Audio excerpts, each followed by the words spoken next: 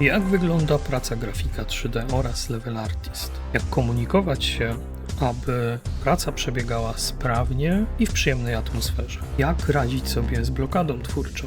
Na te pytania, jak i wiele innych, odpowiada nasz gość, Marek Brzyśko, Senior Environmental Artist w firmie Tejon.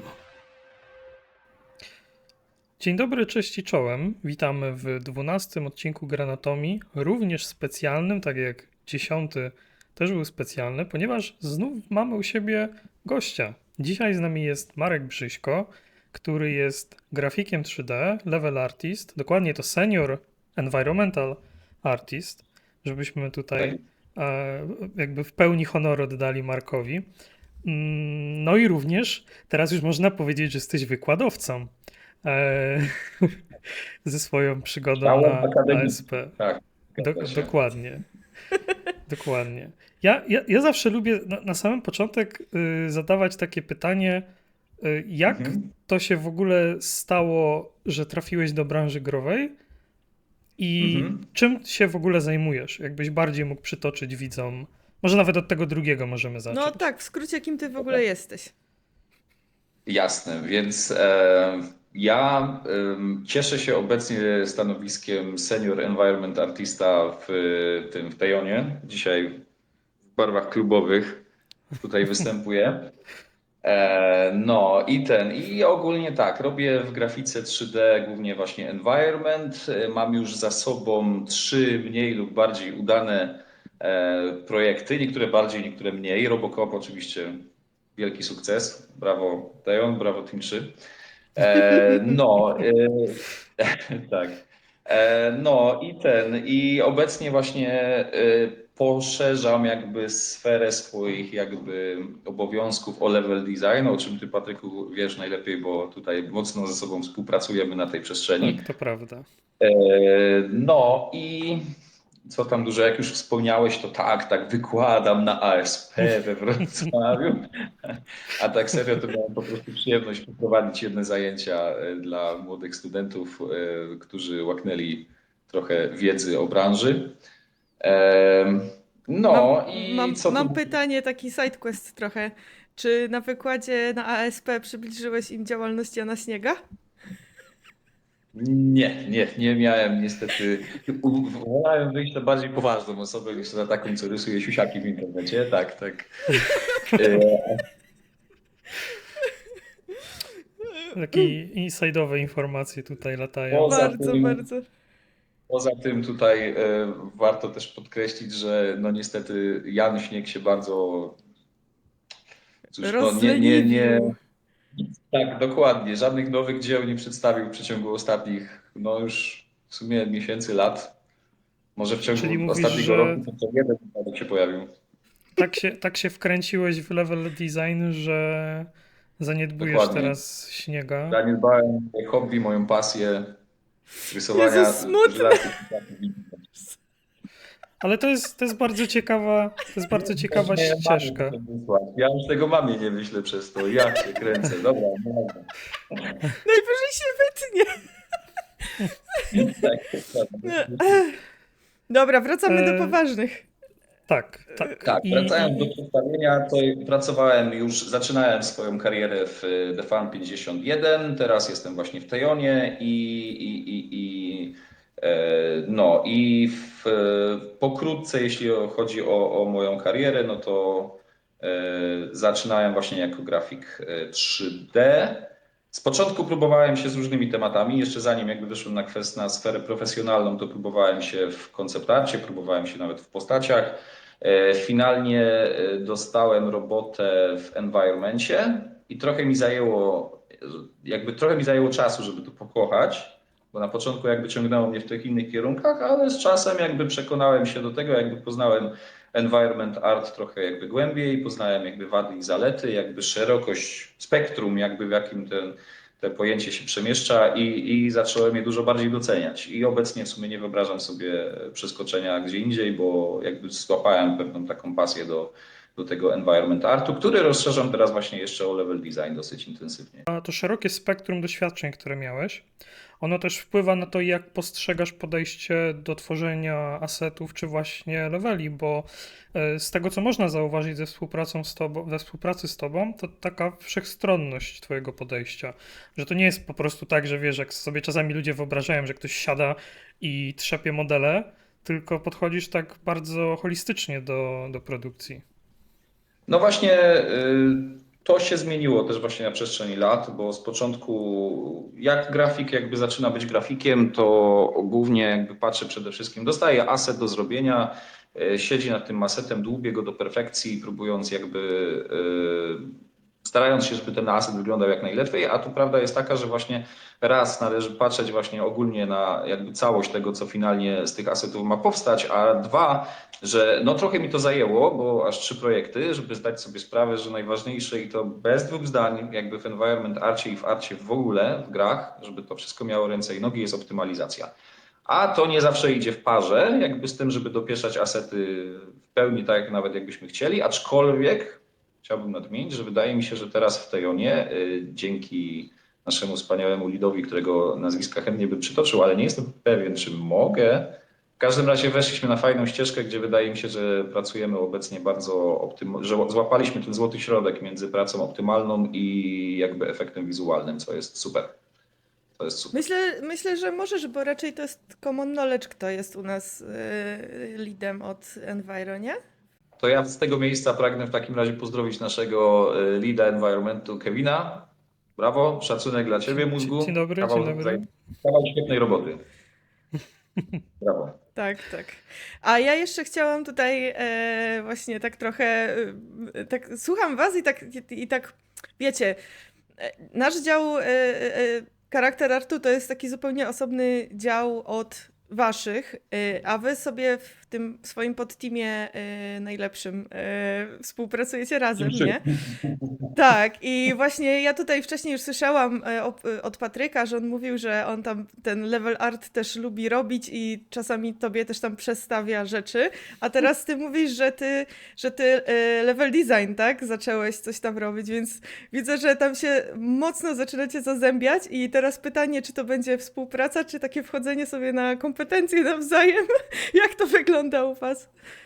No, na ten moment nie wiem, czy Patryk podzielasz moje zdanie, ale mi się wydaje, że współpraca nam się układa fantastycznie. Nie ma obecnie dnia, żebyśmy się albo nie rozmawiali w biurze, albo na Discordzie się nie łączyli, nie mieszali swoich opinii na różne tematy i nie łapali żółtych środków po prostu w tym, co obecnie robimy. Ja się w pełni z tobą zgadzam i osobiście uważam, że level artist, który ma podejście level designowe, czyli właśnie takie jak ty wykazujesz, że myślisz od razu projektując warstwę wizualną o tym, gdzie mogą być przeciwnicy, gdzie może być jakieś miejsce do wykorzystania umiejętności, jest super, bo nam to jako level designerom bardzo ułatwia robotę. Jako tym gameplay designerom, którzy potem to faktycznie skryptują. To bardzo ułatwia robotę, bo nie dość, że potem my mniej rzeczy chcemy poprawiać w warstwie wizualnej, bo ty już jakby robisz nam taką pewną bazę, to jeszcze nam to ułatwia robotę, bo czasami nam proponujesz naprawdę fajne rozwiązania, które wychodzą z architektury bądź właśnie takich założeń wizualnych stricte.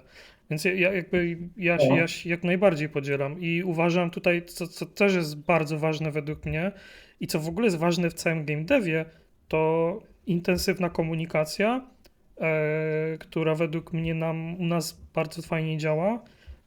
A spotykałem się często w filmach, że jej jakieś tam zaniki powodowały później takie sytuacje, że po 3 miesiącach się okazywało, że na przykład zamiast lotniska powinna być fabryka albo tego typu wydarzenia magiczne.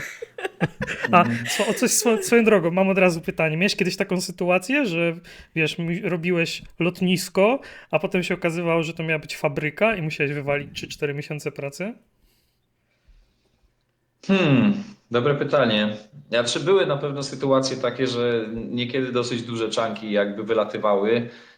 Może nie aż w jakimś takim bardzo zaawansowanym, na przykład temat z niedawnej przeszłości, ale to jest nowy projekt, to chyba też nie za bardzo możemy mówić. Ale sam niedawno jakby pamiętasz, jak pracowaliśmy nad dość dużym ostatnio jakby levelem, który finalnie cały poleciał do śmieci, albo inaczej, został zredukowany może o 80%, nie? Więc tam też jakby poszło dosyć sporo pracy. To był wciąż jednak wczesny etap i jakby nie był zbyt zaawansowany, no ale troszkę zabolało, nie? Troszkę ukuło, no. Mhm. No ale to jest wpisane jakby w zawód. No, trzeba się z tym liczyć, że na wczesnym etapie produkcji jeszcze dużo rzeczy dochodzi, dużo rzeczy się klaruje, no i trzeba być przygotowanym na zmiany, bądź no, po prostu porzucenie niektórych rzeczy, z którymi się już jakby trochę związałeś robiąc to, nie?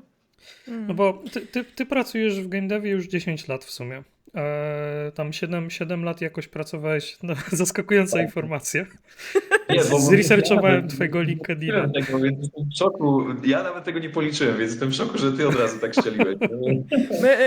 My robimy stalking naszych gości Stalkujemy, wcześniej, tak. więc jak coś to tak. Dobra. Wiemy więcej o tobie niż ty sam, więc... W każdym razie pracujesz te 10 lat, jak już teraz się dowiedziałeś.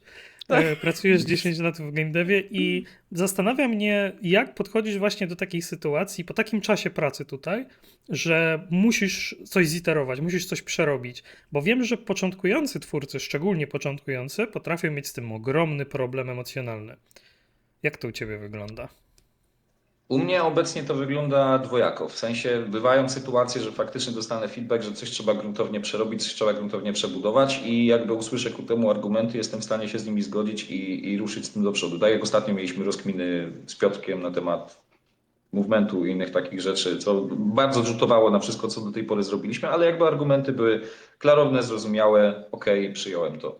Problem mam z kolei wtedy, kiedy ja się sam troszkę zafiksuję na pewnym pomyśle, w którym jestem zakochany, jak na przykład tam takie inside joke, powiem, to plaża nasza nieszczęsna, w którą tak długo myśleli, przepraszam wszystkich widzów, którzy oglądają, a nie wiedzą, o co chodzi.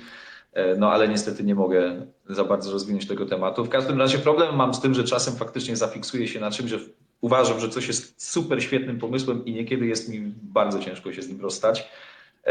No ale no jest co jest, no prawda? Życie. Trzeba znać hierarchię, po prostu pogodzić się z nią i jeśli twój przełożony mówi, że robimy inaczej, no to robimy inaczej, zagrywasz zęby i czy tam jak to się mówi i po prostu robisz, nie? Idziesz W końcu dalej. masz Tak. Ale faktycznie to jest takie mało przyjemne, kiedy wszyscy wiedzą, że coś jest dobrym pomysłem w skali mikro, ale na przykład w skali makro projektu to nie siedzi. I trzeba No to właśnie. zmienić, bo na przykład z innych leveli wynika, że jakby napięcie na tym poziomie jest wysokie, za niskie i tak dalej, i tak dalej.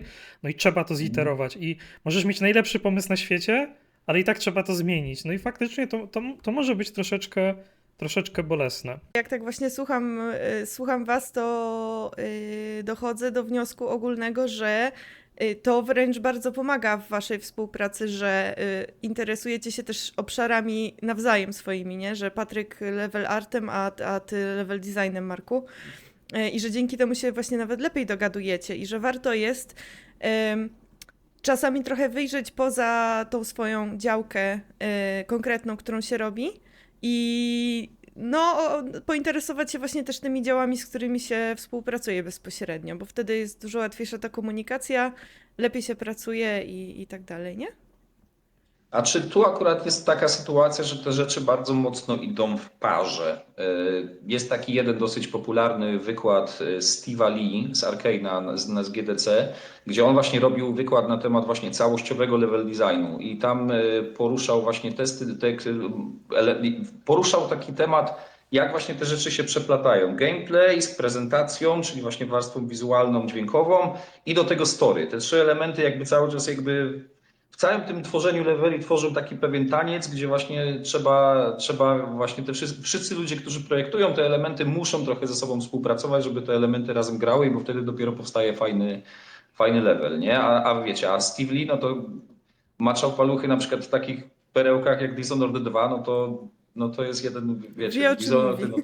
to mistrzostwo level designu, nie? No to go facet To chyba się wie, co i artystycznie, i No. design stricte gameplayowo to jest Tak. bardzo No. dobra gra. no. 1 i 2.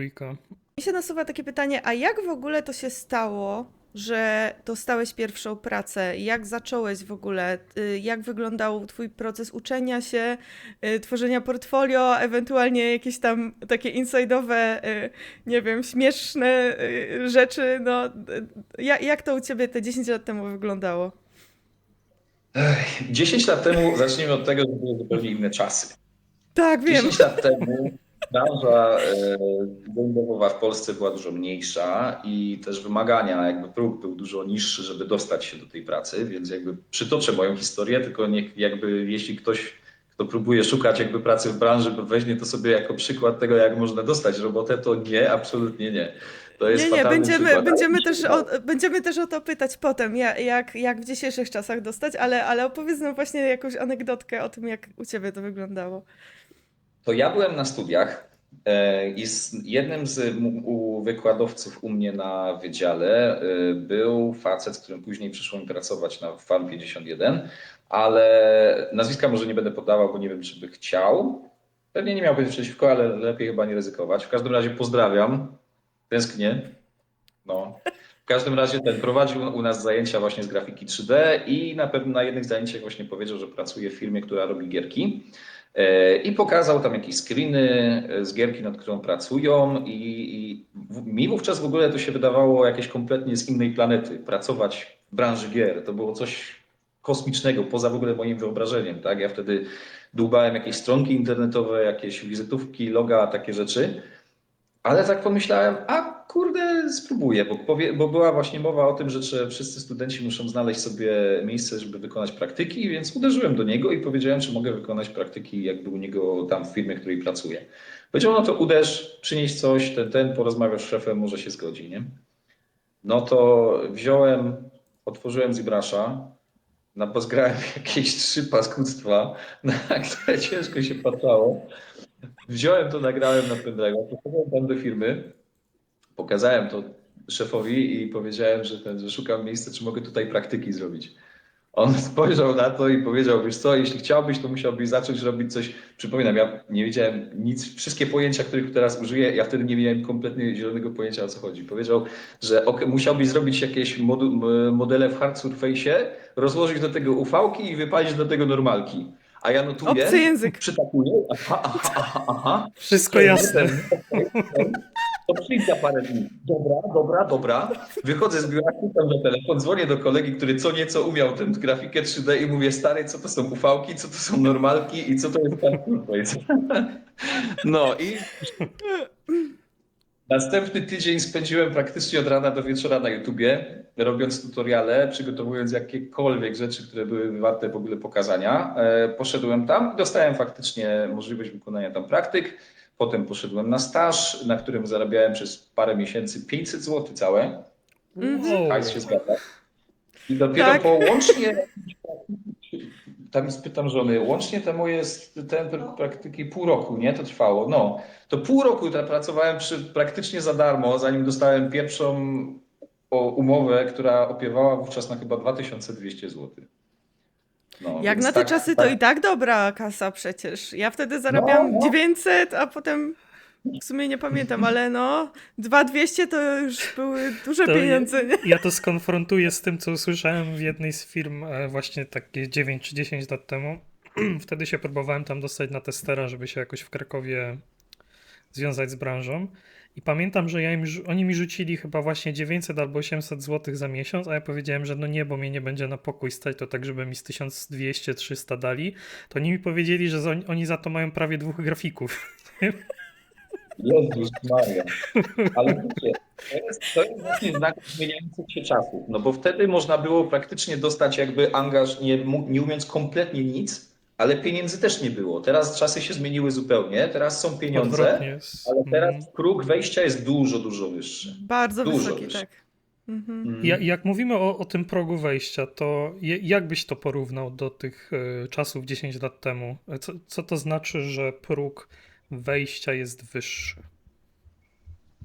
Próg wejścia jest wyższy o tyle, że teraz jak już, no musisz mieć portfolio na naprawdę przyzwoitym poziomie, bo teraz jest tylu chętnych, jakby branża jest tak, w Polsce się tak szybko rozwinęła i tak bardzo urosła, że ilość osób zainteresowanych pracą, szczególnie właśnie w grafice, jest tak duża, że no nikt nie spojrzy na ciebie, jeśli nie masz jakiejś palety umiejętności i jakiegoś tam faktycznie sensownego ArtStation. Sam widzę czasem, jak tam właśnie Kevin, że to tutaj kolejny ukłon w stronę Kevina, bo ostatnio zatrudnił właśnie dwóch chłopaków na stanowisko juniorskie. Pozdrawiam chłopaki, wiecie, że do was mówię. No to chłopaki kurczę wymiatają. Naprawdę ja w życiu bym nie potrafił robić tego, co oni, kiedy byłem jakby na ich etapie kariery, nie? Więc tutaj trzeba mieć sensowne portfolio, trzeba znać e, podstawy przynajmniej właśnie obsługi jakiegoś silnika, jakiegoś Unreala. No a taka obsługa rzeczy takich jak Blender, Substance Painter, no to musi być w jednym palcu, nie? To widać nawet po ogłoszeniach rekrutacyjnych, bo teraz często jest tak, że większe firmy wymagają już na przykład wyższego wykształcenia z kierunku tworzenia gier, albo na przykład 3 lat w produkcji jednego skończonego projektu i tu nie mówimy wcale o stanowisku seniorskim czy mid, tylko często o stanowisku juniorskim. No Bo widzisz, no to wiesz, ja nawet aż tak nie wgłębiałem się w temat, ale to nawet jestem w szoku, że już wymagają nawet takich rzeczy. to jest bardzo ciekawe, bo faktycznie to, co ty mówisz odnośnie grafików, można odnieść bezpośrednio też na przykład do designerów. Jak my teraz prowadziliśmy rekrutację na też juniorów, designerów i też pozdrawiamy, jeśli to widzą, to oni już robili kompletne levele w Unrealu, gdzie moja testówka to było złóż 5 skryptów, żeby ludzik przeszedł z punktu A do punktu B i żeby był przeciwnik, którego trzeba strzelić, a moje portfolio do pierwszej pracy 10 lat temu to były 3 screenshoty z Unreala, z asetów, które dawał Epic Games. I to było tyle. No, Więc No to jakby to jest... No to ja powiem od siebie, że jak ja się zatrudniałam tam najpierw na staż, a później do pierwszej pracy, to w ogóle nie robiłam żadnego art testu.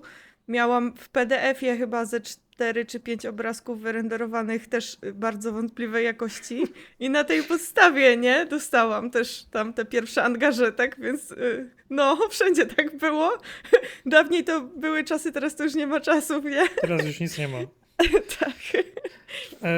Okej, a powiedz mi jeszcze, jeżeli już jesteśmy tak naokoło portfolio i takich prac, co byś polecił początkującej osobie, która by chciała zacząć w branży, żeby rozrobiła jako swoje pierwsze kroki, które ją nakierują na dostawanie się do game devu? ciężka sprawa. Znaczy, ja jakby sugerując się tym, co mi dało pracę w game devie, no bo to zabrzmi trochę ciężko, ale studia, mimo że graficzne, to nie sądzę, żeby jakoś za bardzo mi pomogły jakby w tym temacie. Może bardziej gdzieś tam od strony plastycznej ale wydaje mi się, że tutaj trochę zabrzmi głupio, ale moim zdaniem powinno się właśnie faszerować jakimiś właśnie YouTubami, czy wykupić sobie po prostu jakieś kursy na jakimś Udemy, czy czymś w tym rodzaju, gdzie tam właśnie sprzedają tego typu jakieś tutki, jakieś kursy, bo no powiedziałeś przed chwilą, że niektóre firmy wymagają też wyższego wykształcenia w tym kierunku. Nie wiem, ja nie rekrutuję ludzi, ja się tym nie zajmuję, ale gdybym rekrutował, to wydaje mi się, że dużo bardziej by do mnie przemawiało sensowne ArtStation niż to, czy ktoś skończył studia na danym kierunku, nie? Ja się z No tym bo- kompletnie zgadzam. A co powinno być w takim sensownym ArtStation? Jakie są takie, nie wiem, nawet ogólnikowe cechy takiego dobrego portfolio? A czy jeśli starasz się dostać pracę w firmie, która robi gry, no to też fajnie by było, żeby pokazać w tym portfolio, wydaje mi się, że wiesz, jak wygląda na przykład poprawnie rozłożona siatka albo UV-ki jakoś sensownie rozłożone.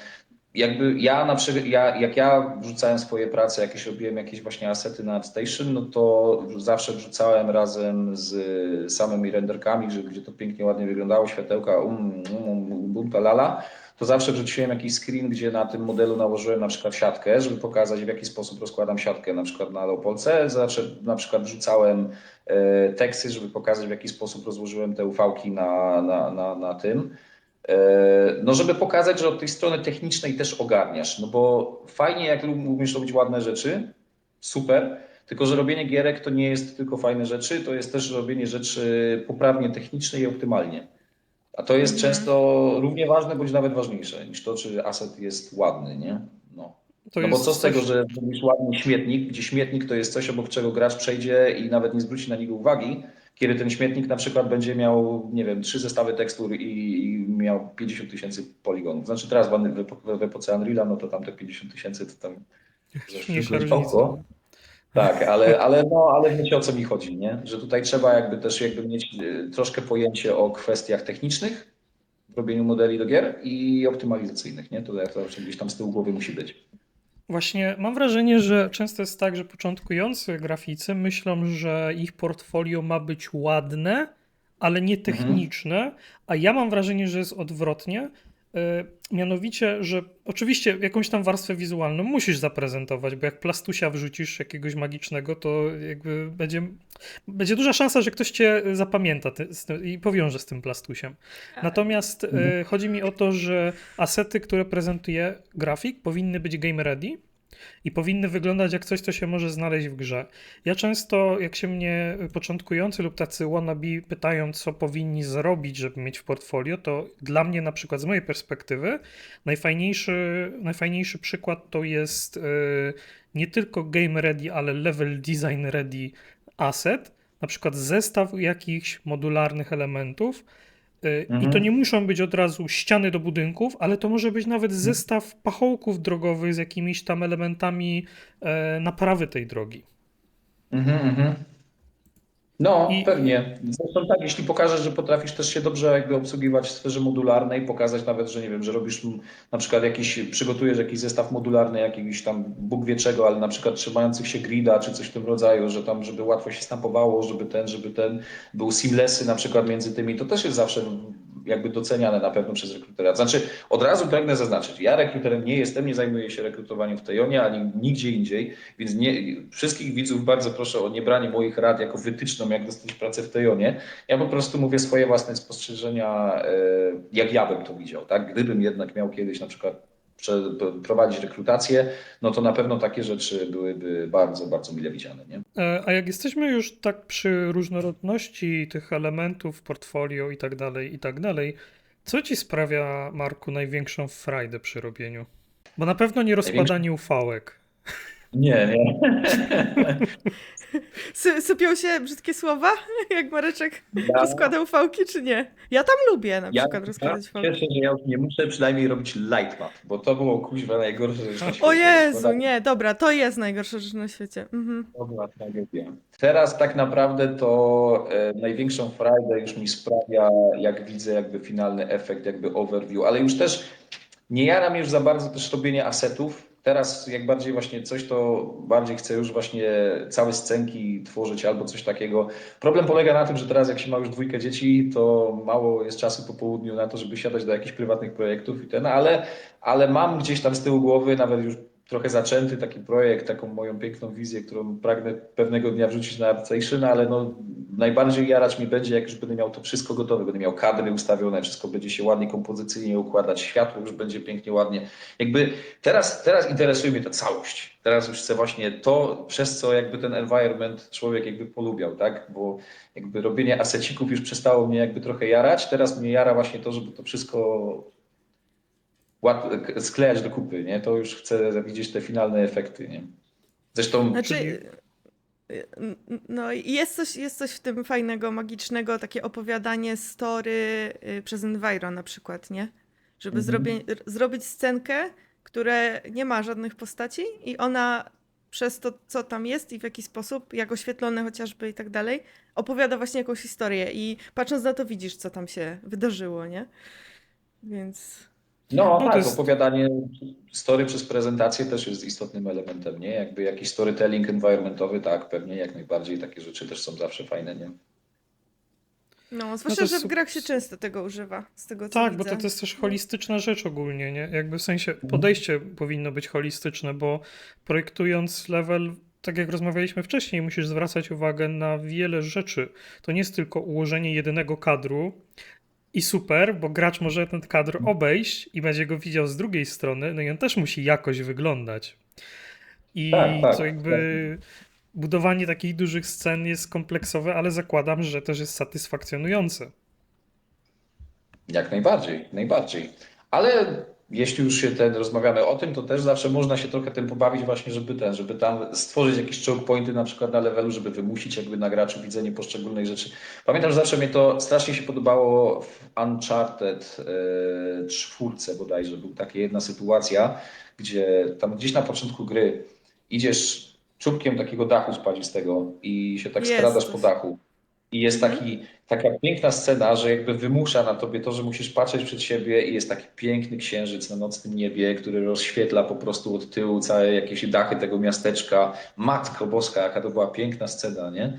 I niby taka No. trochę wymuszona, jakby tym, ale jakby dzięki temu, że to nie jest jakby stały obrazek, to w dalszym ciągu jesteś w stanie docenić, że oni o to zadbali, żebyś mimo wszystko w trakcie rozgrywki, jakby będąc jakby w grze, jakby prowadząc swój gameplay osobisty, to tam mimo wszystko doświadczał tego, nie? To są też super zagrywki, to jest rewelacja.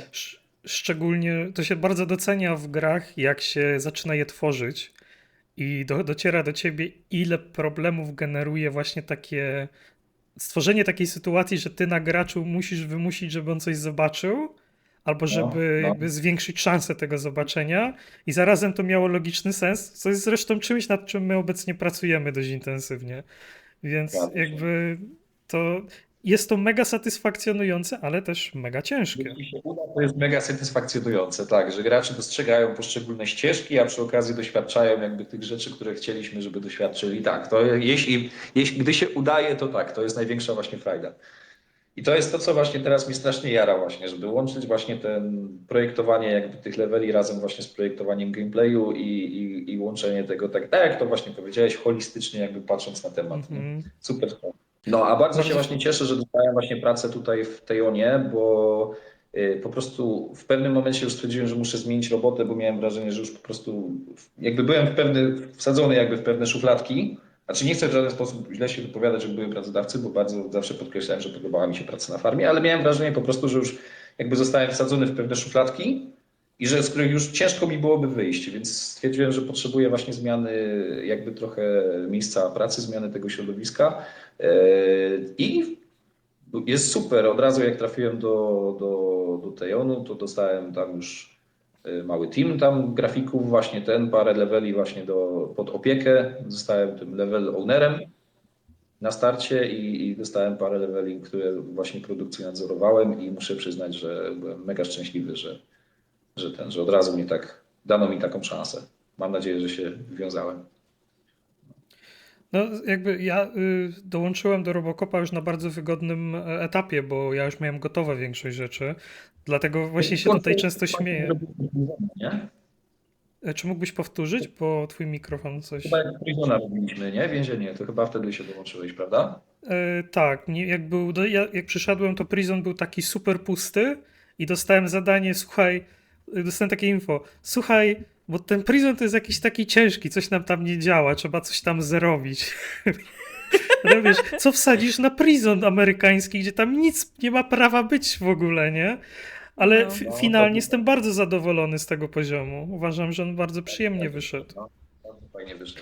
Pamiętam, że pierwszy raz właśnie jak podszedłem do twojego biurka, jak dostałeś angaż, pierwszy raz tam podszedłem do twojego biurka i tam siedziałeś właśnie w tym bloku A i wprowadzałeś tam właśnie ten wózek, co przejeżdżał, taki palący się i ten dym i tak dalej. I zacząłeś mi tłumaczyć, dlaczego to jest tutaj, dlaczego to w ten sposób przysłaniamy, że to dodaje dynamiki, to zwraca uwagę. I nagle otwieram szeroko oczy, mówię, kurczę bele, mamy do czynienia z kozakiem. Super. Bardzo mi miło.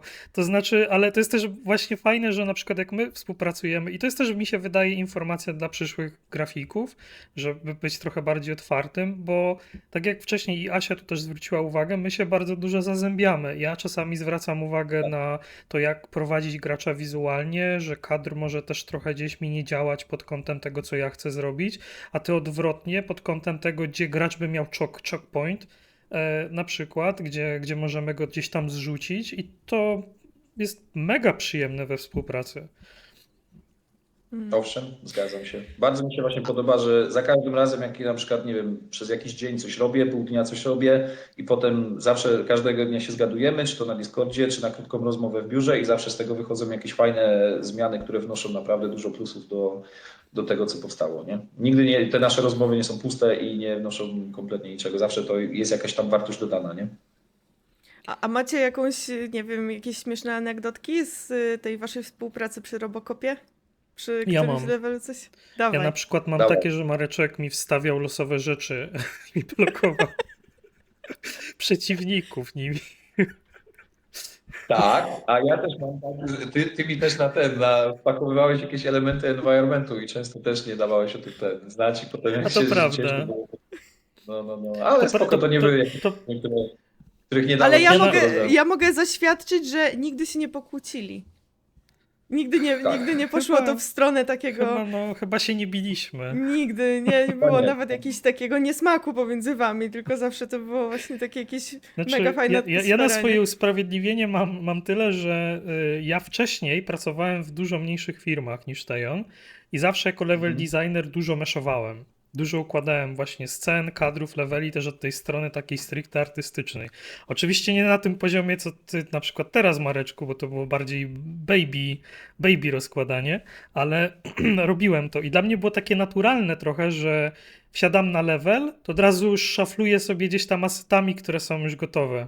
No i faktycznie na początku było mi bardzo ciężko się powstrzymywać przed tym, żeby zmieniać jakieś rzeczy. Ale spoko, jakby... często, wiesz, dawało to jakiś tam wgląd jakby w sytuację, a zresztą potem fiksnąć to tak, żeby było dobrze, to też było chwila, moment, więc żaden problem. To jest w ogóle też ciekawy temat, jeżeli chodzi o zazębianie takiej pracy, jak to technicznie ogarnąć, bo u nas fajnie zadziałała praca na dużej ilości sublevelach, na sublevelach w Unrealu i no niestety, ale tutaj trzeba się dość dużo komunikować, czyli warto na przykład mówić, tak jak ja pracuję z Markiem, ja mówię: Marek, słuchaj, tutaj poprzesuwałem asety, robię na przykład screenshot miejsca, gdzie te asety poprzesuwałem i ci go wysyłam. I ty od swojej strony też mi przeważnie mówisz: pozmieniałem budynek A i zobacz sobie, jak ci to wpłynęło na gameplay, sobie tam dostosuj. Teraz już nam się faktycznie wyklarował trochę taki system, nie? Bo wcześniej to jeszcze tam dochodziliśmy jakby do siebie z tą współpracą, a teraz nam się to już dużo bardziej wyklarowało, że faktycznie jak ja nanoszę jakieś zmiany, od razu cię informuję, albo ewentualnie od razu ci robię streama, żeby ci pokazać i omówić. I tutaj faktycznie ta komunikacja już weszła na taki bardzo fajny level, że tutaj ta współpraca już się układa bardzo, bardzo fajnie. Nie? To jeszcze pochwal się, Mareczku, graficznie, które robiłeś levele w Robocopie, bo nasi widzowie, I który ci się najfajniej robiło? Tak, ale też właśnie, które są twoje, nie? Żeby widzowie, którzy będą grać, wiedzieli, że co było twoje konkretnie, nie? Jasne. Bo wszystkie wyszły super, więc... No. Więc na początek może naszego teamu Opus Magnum, czyli L06, to Steel Mill. Steel Mill, tak. Tu się bardzo pochwalę, że nie sądziłem, że w ogóle doczekam tego dnia, ale Steel Mill był na main page'u na ArtStation przez dobre 2-3 dni. Tam widniał i zebrał paręset lajków, więc tutaj kawał dobrej roboty tam team cały wykonał, nie? Widać, że styl mi się podobał. Zresztą widziałem też recenzje na internecie, to dużo właśnie ludzi chwaliło Steel Milla i mówiło, że wygląda naprawdę kozacko. No to Steel Mill to jest nasze opus magnum, że tak powiem. To ja tu tylko wtrącę, że na Steel Mill jest scena z Robocopa, gdzie główny bohater na samym początku zostaje zabity. To nie jest spoiler, bo to jest w pierwszych 10 minutach filmu. Więc to jest taka scena ciężka fabularnie nawet. Tak, i też ciężka od tej strony, że trzeba ją było dosyć mocno dokładnie oddać to, co było w filmie, przełożyć na grę, nie? Więc to nie było łatwe zadanie też. Widziałem też na recenzjach jakichś w internecie, że dużo osób jakby od razu podchwyciło, gdzie obecnie są, gdzie się znajdują, więc fajnie, że dużo osób jednak zobaczyło, nie? Że to, co tam udało nam się schować ładnie na tym levelu. Więc no schować. I tak gracz musi przejść przez to miejsce, ale dużo osób od razu zajarzyło, gdzie się znajduje, więc to było bardzo, bardzo miłe, nie? Że tam doświadczyłem tego w ten sposób. Z innych leveli, no to z tych jakby mniej istotnych, no to mamy L15, to jest Shady Meeting tak zwane, to jest miejsce, gdzie gracz musi odpierać fale droidów z tych, którzy wychodzą z kontenerów. Fajny level, w sensie dużo tam destrukcji daliśmy. Tam mieliśmy, to był niewielki level, ale dzięki temu właśnie, że był taki mały i intensywny kombatowo, to mogliśmy sobie pozwolić na to, żeby tam zrobić, się tak wyrażę, ostrą rozpierduchę i tam jest bardzo dużo asetów, które właśnie podlegają destrukcji, bardzo dużo eksplozywów, więc tam jeśli gracz chce, to może tam zrobić taką siekę, że jest widowisko straszne, więc super, to też fajnie, jestem zadowolony z tego, jak to wyszło. Potem jest właśnie ten Prison, Mhm. o którym właśnie już wspomnieliśmy. Zamieszki w więzieniu. Też bardzo jestem zadowolony z tego, jak ten klimat tego więzienia udało się oddać. Tutaj też było parę tematów właśnie, z którymi trzeba było się zmierzyć, między innymi właśnie jak na przykład zrobić, żeby korytarze w więzieniu były ciekawe, skoro to jest więzienie i tam nic stać nie może, no bo więzień nie może mieć dostępu do krzesła, więzień nie może mieć dostępu do tego czy tamtego, bo teoretycznie wszystkie te rzeczy w rękach więźnia są bronią, więc strasznie Mhm. reuzowaliśmy tam 2 czy 3 asety tak naprawdę. Wszędzie leżą materace porozrzucane, wszędzie leżą wózki na pranie i tak naprawdę tym myszowaliśmy. Więc też było Potem ciekawie. jak jest ten etap, gdzie są te zamieszki, to jeszcze moje ciała martwe rozkładaliście, nie? Ale to, A, to tak, potem, nie? właśnie A w chciałem, tym pierwszym... tu właśnie chciałem powiedzieć, że tutaj też jakby fajnie ta współpraca z Tobą się jeszcze właśnie tutaj nam połączyła, bo tutaj raz, że nam No. zrobiłaś właśnie martwe ciała, które potem wrzuciliśmy właśnie jako nanitowe static mesze na level, to jeszcze robiłaś nam do manekiny, do levelu, o którym teraz pragnę wspomnieć, czyli właśnie o nie, moment, jak on się nazywał? Hunted Mall. Haunted Mall, Te centrum. tak, Mhm. tak, tak, tak. Tak, To robiłeś było tam super. manekinki, potem tylko dorabiałem maski, żeby te farba na nich była, te wszystkie wymalowane rzeczy na tych manekinkach, to już tam potem A to dorabiałem, twoje ale były te samym rysunki na nich? No, a te mazy czyje? tak. Znaczy mareczkowe, oczywiście, że mareczkowe były mazy, no. To ma Ale, teraz Ale sens. ma, nie? Basia, Znaczy modele tak, ale ja chciałam też podkreślić, że mi się z tobą też super współpracowało i mam nadzieję, że przy obecnym projekcie też będzie parę takich zagadnień, nawet mniejszych, że coś tam, no. Bo ogólnie tak, to było fajne i z tych, co wymieniłeś do tej pory, to moim ulubionym jest ten Haunted Mall, który się tam kończy potem w tym mieszkaniu jeszcze, nie? Bo super ten klimat został zbudowany, takiego właśnie troszeczkę, wiesz, takiego creepy horroru, właśnie taki, no bardzo dobrze oddany klimat takiego opuszczonego miejsca. Cały czas się trochę gryzę z myślami, czy nie dało się zrobić tam więcej. W sensie momentami mam wrażenie, że można się było tam osiągnąć jeszcze więcej, jeśli chodzi o ten klimat tego opuszczonego właśnie centrum handlowego, że można było tam troszkę bardziej się jeszcze pobawić, czy to destrukcją, czy może foliażem, ale mimo wszystko chyba wyszło fajnie, nie? Dużo właśnie jest też pozytywnych opinii, że ten klimat się złapał, więc to jest najważniejsze, nie? No, A sam w level też sumie miał to dużo jest, fajnych wyzwań. Mhm. znaczy, no nie, dokończ, dokończ. No, że sam level też miał dużo fajnych wyzwań jakby przed sobą. Stawiał dużo fajnych wyzwań, bo tam dużo było tych właśnie tak zwanych glitchy tego Robocopa, gdzie on miał różne wizje, jakieś tam rzeczy mu się wydawały realne, choć nie były, więc tutaj wyzwaniem było zrobić to fajnie i przekonująco. Aczkolwiek to bardziej stało po stronie już chłopaków właśnie od gameplayu, bo oni mi mówili, czego potrzebują, żeby tutaj osiągnąć jakiś efekt i potem już tam tworzyli cuda. Bardzo mi się podoba ta sekwencja, gdzie tam się cały czas przechodzi chyba kilkanaście razy przez to samo pomieszczenie, tylko że drzwi są za każdym razem, czy to w innym miejscu, czy asety się nagle zaczynają ruszać, czy coś. Fajny motyw, strasznie mi się to podobało. A potem jak No się ja z tego tutaj wychodzi, to bym... nagle było słońce, a tu nagle noc i deszcz, nie? Super efekt to dawało, Uważam, że jak naprawdę w tym fajnie. odcinku już robimy taką No. ogólną laurkę dla siebie wszystkich, to jeszcze pochwalmy tutaj Dawida Czaplińskiego, który ten level robił O, Cześć, Czapia. tak, gameplayowo. pozdrowienia. Bo Tak, tak. Czyli ten Ale odcinek ja pod mam tytułem "Popnijmy się wszyscy po plecach i mówmy, jacy jesteśmy zajebiści. dokładnie, dokładnie, dokładnie. dokładnie. Tak, jak ten w tym memie, co samemu sobie się daje medal, nie? Ale nie, ja to w sumie mam takie trochę też produkcyjne pytanie, bo powiedziałeś, że zastanawiasz się, taki lekki regret, czy tam się nie dało zrobić czegoś lepiej, nie? I podejrzewam, że takie sytuacje się zdarzają, ale pytanie, czy był na to czas, żeby to zrobić lepiej, Czas bo może też i produkcja był. ma... Był? Czas może i był, tylko Czas może i był, tylko ja po prostu chyba gryzłem się po prostu w pewnym momencie, czasem wpadam w takie mentalne pułapki, że sam się gryzę z myślami, czy coś dodać, czy może nie przesadzę wtedy, czy coś i zaczynam strasznie jakby wpadać w takiego rabbit hole'a, z którego ciężko mi potem wyjść i mam wrażenie, że tutaj jakby na tym levelu była jedna z tego typu sytuacji, nie? No, Jak sobie radzisz z czymś takim? Dobre pytanie. Jeszcze z tym walczę. To jest jeszcze coś, co w sobie procesuję. Jakby to jest coś, co. W sensie na ten moment to po prostu jak się zablokuję na czymś i po prostu nie umiem z tego wyjść, to w tym momencie jeszcze robię tak, że po prostu najczęściej idę do Piotrka Lato i proszę go po prostu o konsultację, bo on no jest kurde kozak, nie ma co ukrywać. Nie jest. Swoją drogą Piotrek musicie go Lato jest zaprosić. naszym reżyserem, tak tylko dodam. Tak, nasz główny Tak, tak. boss. No.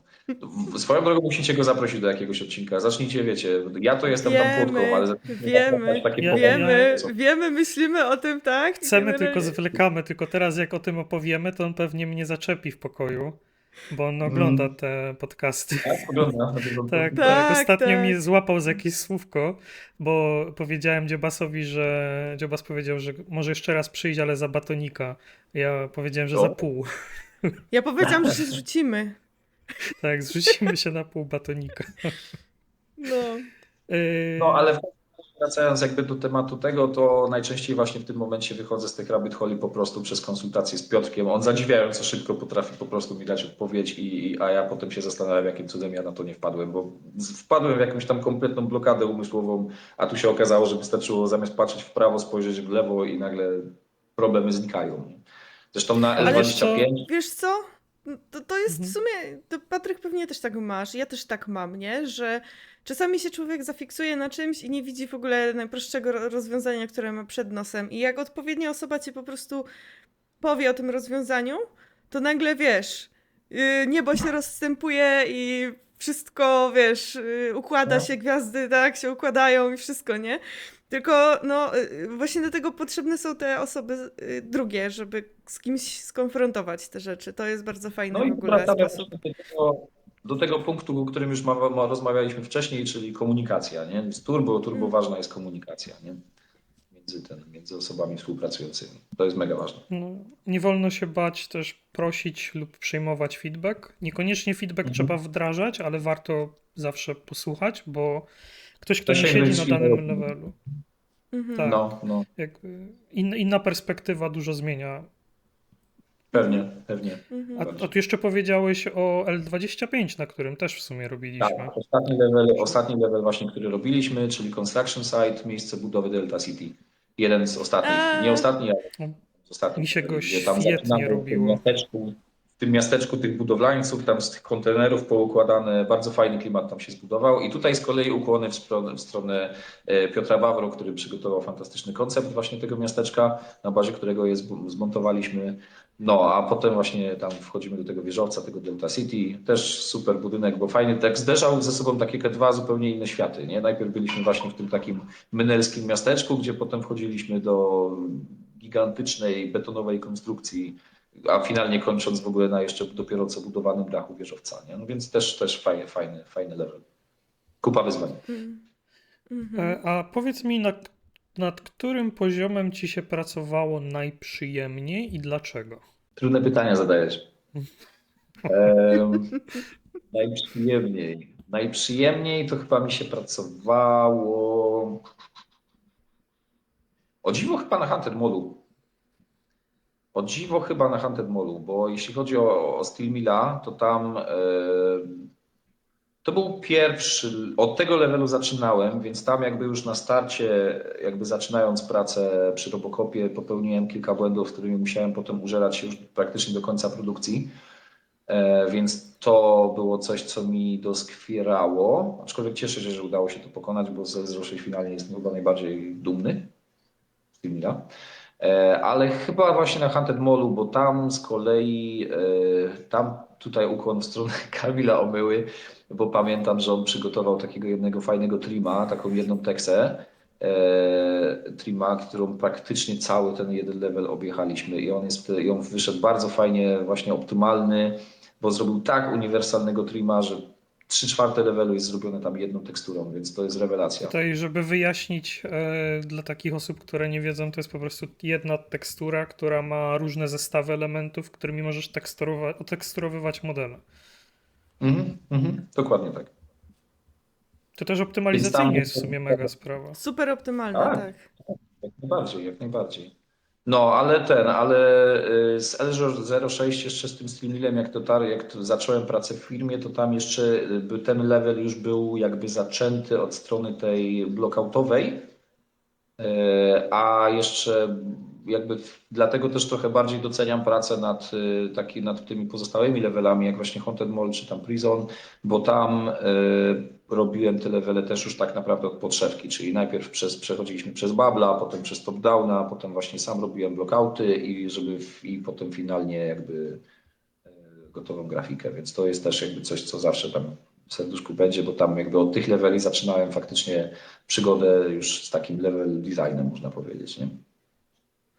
Okej, a masz jakiś swój ulubiony, już tak odłączając się od tego Robocopa i tak dalej, tylko tak ogólnie generalnie, masz swój jakiś ulubiony, nie wiem, klimat, rodzaj miejsc, jakiś temat, w którym najlepiej osobiście ci się pracuje przy tym Enviro? To ja może nie powiem o tym, w czym mi się najlepiej pracuje. Ja może powiem o jakichś ulubionych moich klimatach growych, w których kiedyś chciałbym się zanurzyć, ale to już bardziej może w jakimś prywatnym projekcie.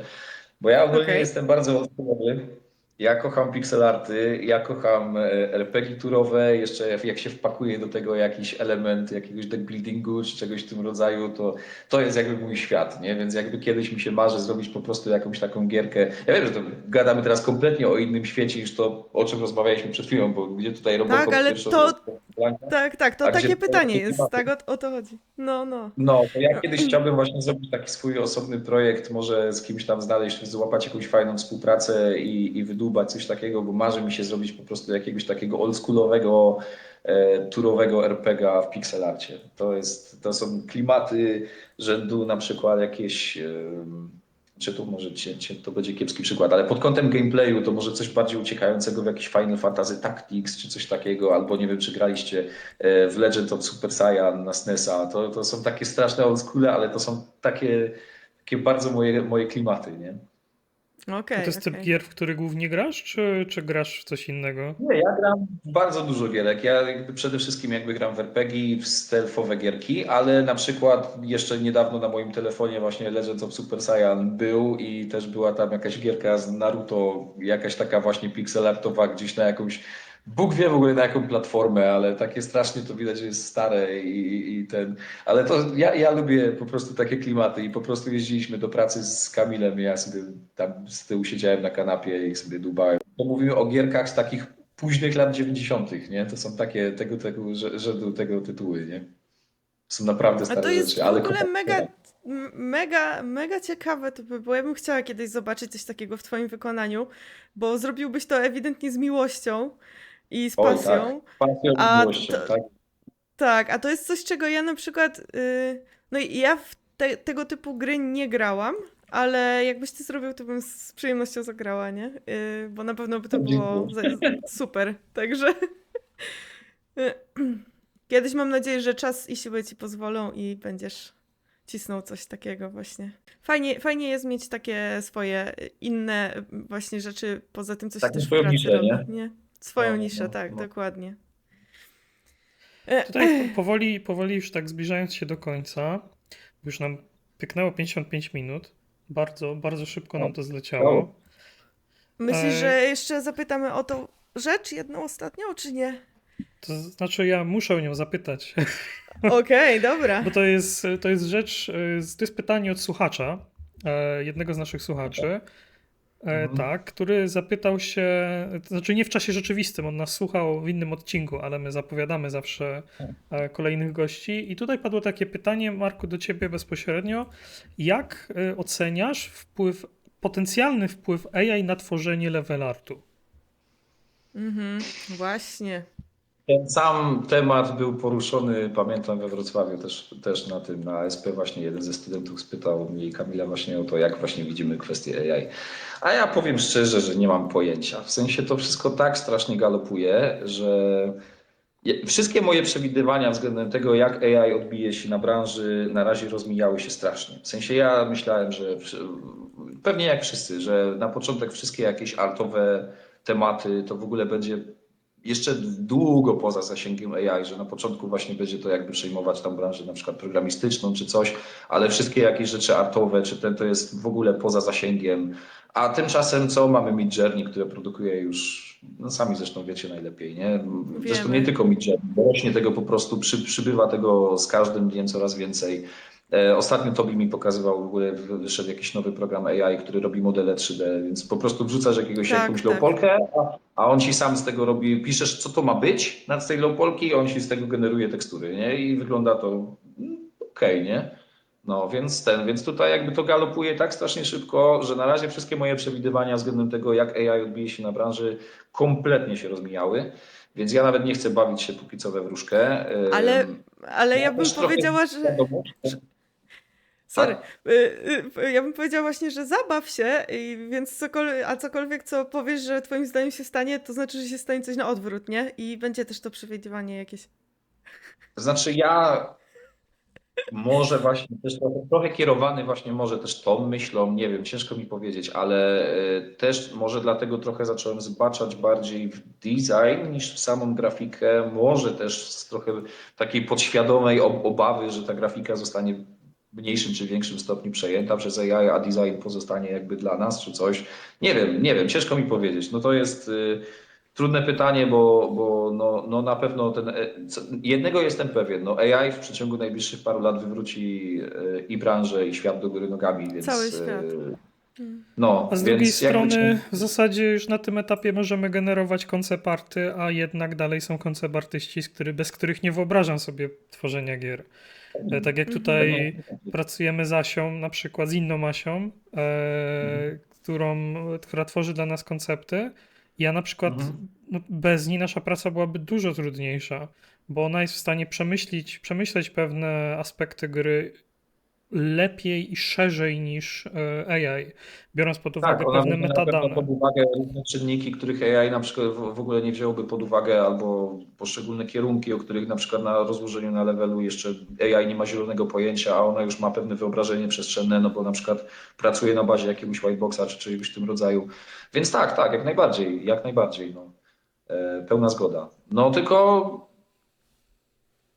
no nie wiemy, gdzieś tam te AI na pewno się wepcha w mniejszym czy większym stopniu i zależy ile właśnie z tej naszej części pracy nam odbierze, ile frajdy nam odbierze, no bo to jednak nawet jeśli zacznie odbierać po kawałku po prostu kawałki po prostu rzeczy, które lubimy, które kochamy robić, no to w dalszym ciągu odbije się to na naszym doświadczeniu w pracy, no bo zobaczymy, że AI zrobiło coś, co też chcieliśmy zrobić, bo nam to sprawia frajdę, nie? Jakby będziemy rozumieć to pod kątem jakby czasu produkcji czy coś, no bo AI tutaj mogło poradzić sobie z jakimś tam mniejszym czy większym taskiem samo i zrobić to szybciej, ale będzie nam trochę szkoda, bo lubimy na przykład to robić, nie? Ja dalej uważam, że AI będzie nas wspierać, tak jak już zaczyna nas wspierać, i że to będzie raczej forma wsparcia, a ludzie będą przejmować te holistyczne zadania, czyli dokładnie to, co ty teraz robisz, Tak, Marku. właśnie mi się też tak wydaje.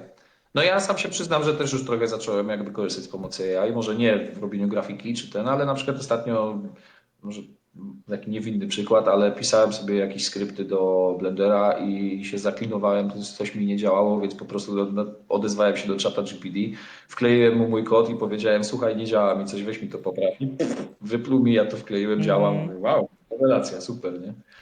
No jeżeli No. chodzi o naszą współpracę, to ja na przykład, kiedy się zablokowałem na jakimś elemencie, też prosiłem ChatGPT o to, żeby mi wypluł 20 pomysłów na jakieś rozwiązanie, żeby mnie popchnąć. I przeważnie to nie jest tak, że on precyzyjnie mi wskaże, jak to zrobić, ale potrafi mnie troszeczkę też popchnąć w jakichś kierunkach. I to samo jest z konceptami, generowaniem konceptów. Jeżeli coś generuję graficznego, to nie po to, żeby tego użyć potem na przykład i dać Asi, żeby stworzyła postać, czy tobie, żebyś zrobił na podstawie tego kawałek levelu, tylko bardziej, żebym zrozumiał, jakie mam opcje i jak coś mogłoby klimatem zadziałać, bo to jest niedokładne, ludzie widzą, że to jest AI i tak dalej, i tak dalej. I to nie ma tych metadanych, o których rozmawialiśmy, które koncept artysta jest w stanie przekazać. Więc to jest raczej takie 10% wsparcie, dużo lepsze niż Google Grafika, ale na pewno nie do wykorzystania jako finalny produkt. No to zależy też, czy chcesz coś konkretnego, czy bardziej szukasz inspiracji, bo na tym etapie do szukania inspiracji w sumie i GPT, i te graficzne są bardzo dobre, tak jak mówicie. To jest tak naprawdę temat, który byśmy mogli zrobić kompletnie kilka kolejnych odcinków, żeby też nie wchodzić w szczegóły. Myślę, że to jest dobry moment, żebyśmy zakończyli dzisiejszy odcinek. Może takim nie do końca pesymistycznym wydźwiękiem, natomiast, że taka karma na zasadzie cały odcinek się klepaliśmy po pleckach, to teraz powiedzieliśmy coś takiego niepokojącego. Tak, niepokojącego, to jest dobre. Dziękuję wam bardzo. Dzięki Marku, że do nas przyszedłeś, że mogliśmy z tobą porozmawiać, dowiedzieć się wielu ciekawych rzeczy. I Czuję się cóż, bardzo dziękuję. I my się widzimy w widzimy pracy. się w poniedziałek, no. A jutro będzie Nie, jutro Nie, mnie nie ma, ja jutro też jestem jutro nie. zdalnie. W poniedziałek. do poniedziałku. Do poniedziałku. Trzymajcie się wszyscy i hej, hej. Pa, pa, pa, pa.